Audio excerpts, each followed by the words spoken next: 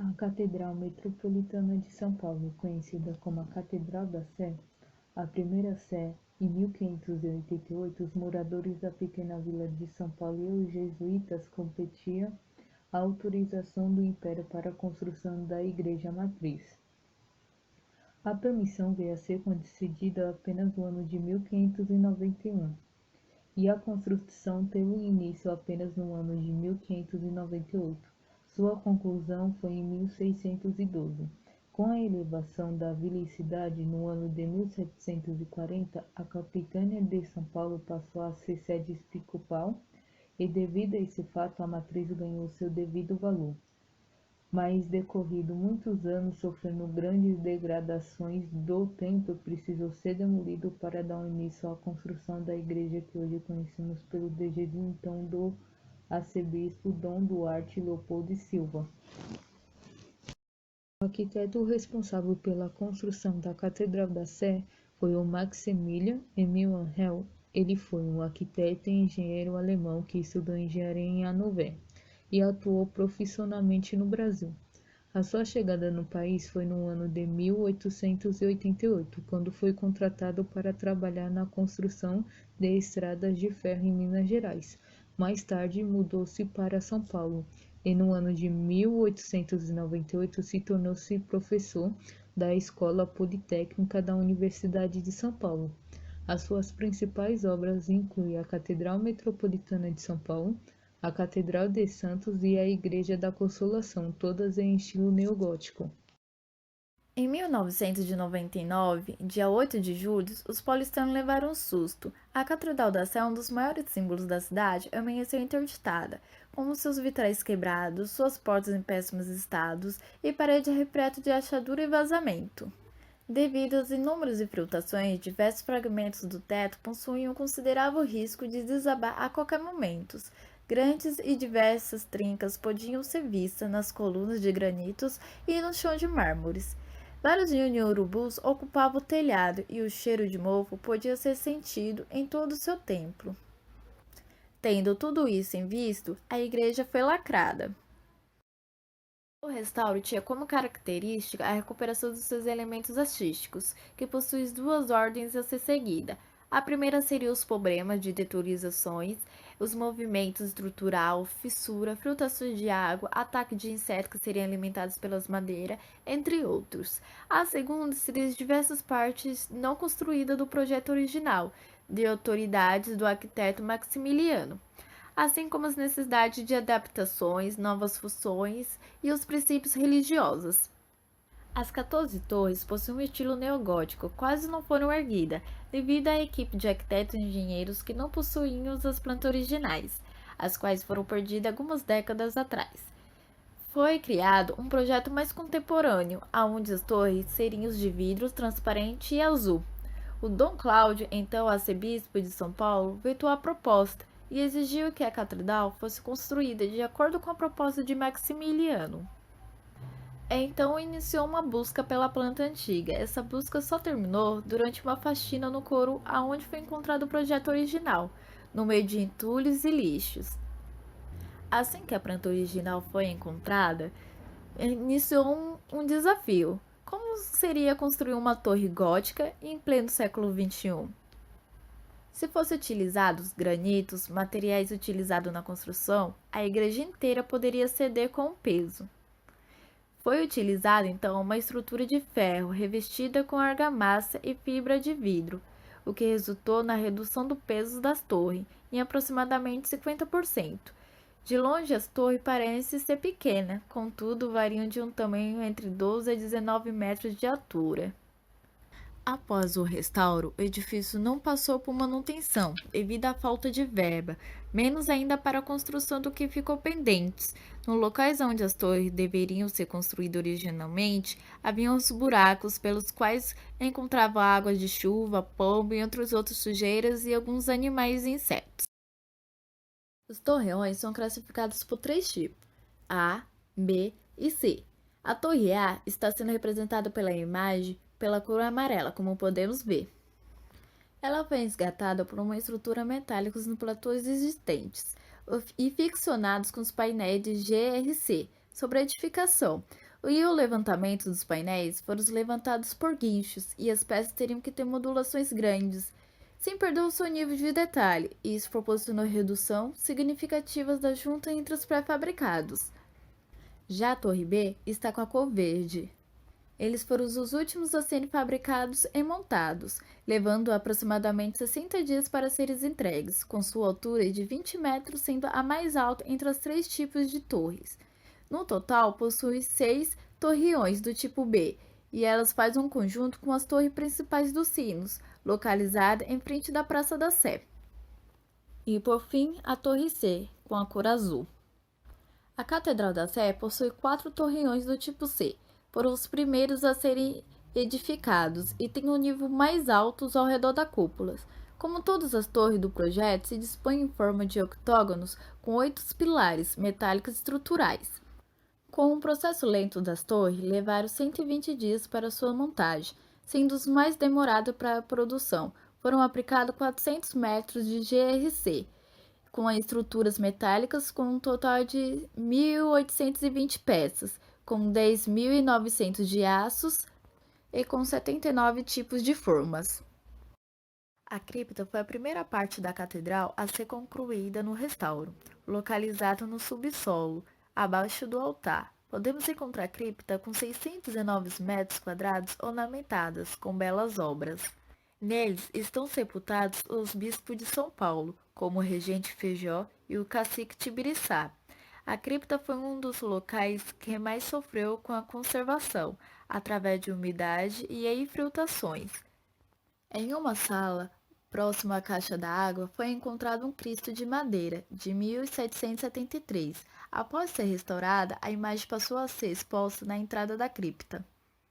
Na lateral esquerda da catedral localiza-se a Capela do Santíssimo Sacramento, onde imensos anjos observavam a entrada dos fiéis. Lado a lado estão os santos doutores da Eucaristia. A capela também se encontrava em um estado semelhante de degradação, feita de bronze, ônix e mármore de Carrara.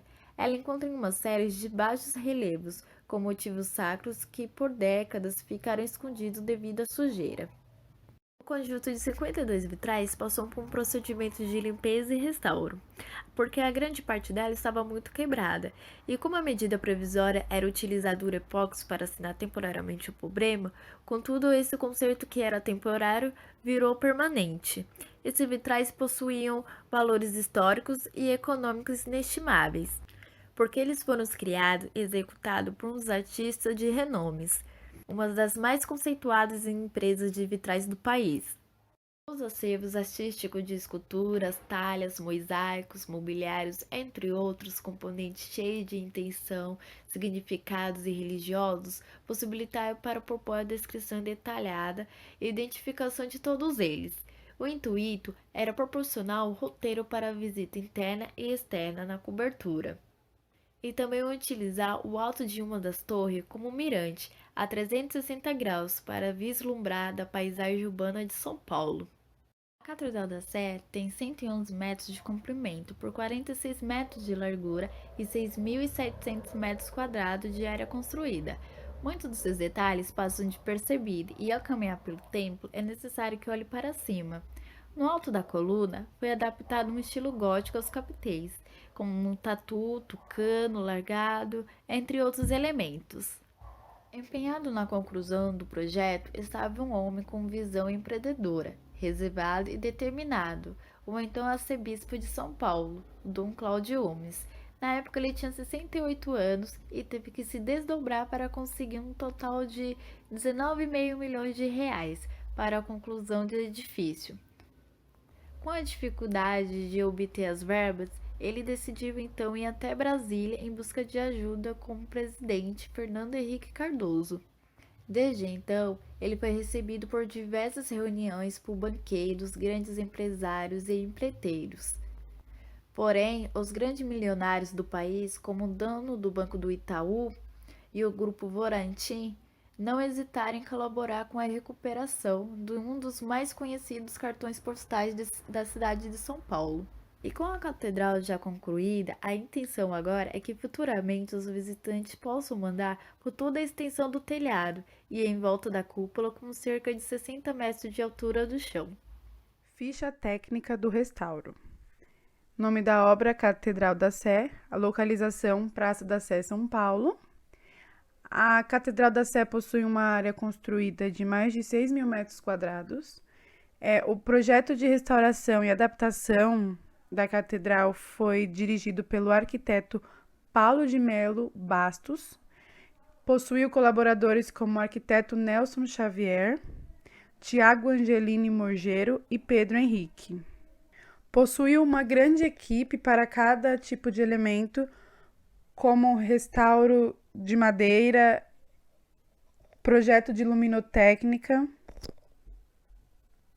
produção e montagem de peças em GRC, execução de novas coberturas de cobre.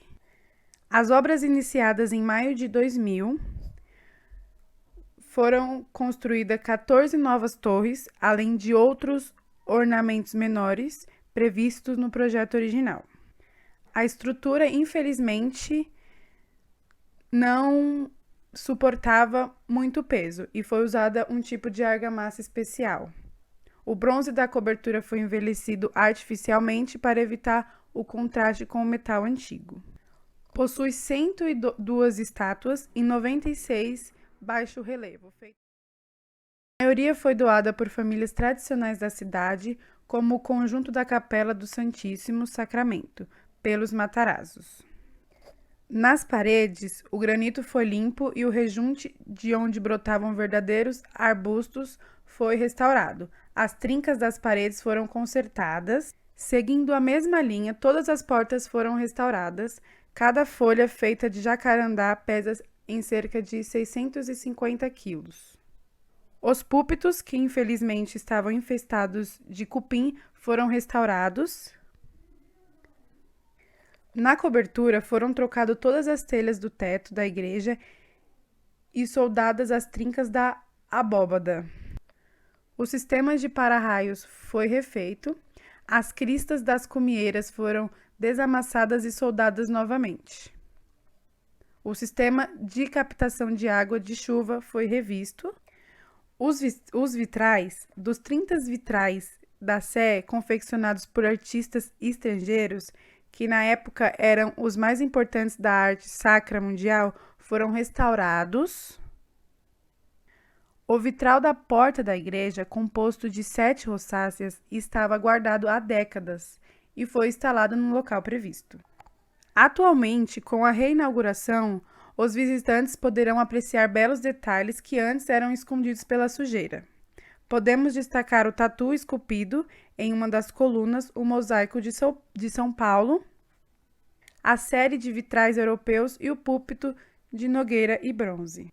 Houve uma mudança radical, que seria as portas de jacarandá, que pesam por volta de 600 quilos, estavam estragadas pela umidade e ficou de cara nova. Nos buracos deixados por falta de dinheiro, foram erguidas 14 torres, como previa a planta original. Aqui vemos imagens, croquis e os primeiros traços da reforma e da construção da catedral. Vemos também uma pequena setorização, uma pequena amostra da setorização das torres que existem na catedral. Na estrutura, ela possui colunas e arcos de perfil gótico e possui uma cripta que fica no subterrâneo da igreja, onde estão sepultadas personalidades de São Paulo, que seria um cacique, 3 padres, 11 bispos e 2 arcebispos. Um deles seria Regente Feijó, que viveu em São Paulo entre 1784 e 1843. Temos também o índio Tibiriçá, um líder indígena que se tornou aliado dos portugueses e participou de eventos ligados à fundação de São Paulo. E por último, vemos imagens da evolução da construção da catedral, a imagem de quando começou e de como está atualmente a Catedral da Sé. Do ponto de vista histórico, a construção da nova Catedral da Sé foi um marco para a história arquitetônica de São Paulo, que ganhava maior influência com o desenvolvimento político e econômico, e embora a construção do edifício sacro barroco, dominado como antiga Sé, a construção da nova Sé reuniu elementos arquitetônicos e artísticos de grandiosidades e valores importantes. Projetada em estilo eclético, com predominância no neogótico, não seria somente uma obra-prima arquitetônica, mas passou a ser um dos mais significativos e simbólicos. O patrimônio também se destaca o papel simbólico do edifício enquanto representativo de São Paulo multicultural, com seus elementos indígenas, assim como a contribuição dos diversos imigrantes, especialmente os italianos. O edifício reflete ao mesmo tempo o arcabouço cultural europeu que sempre presente na mentalidade dominante e com uma notável valorização cultural.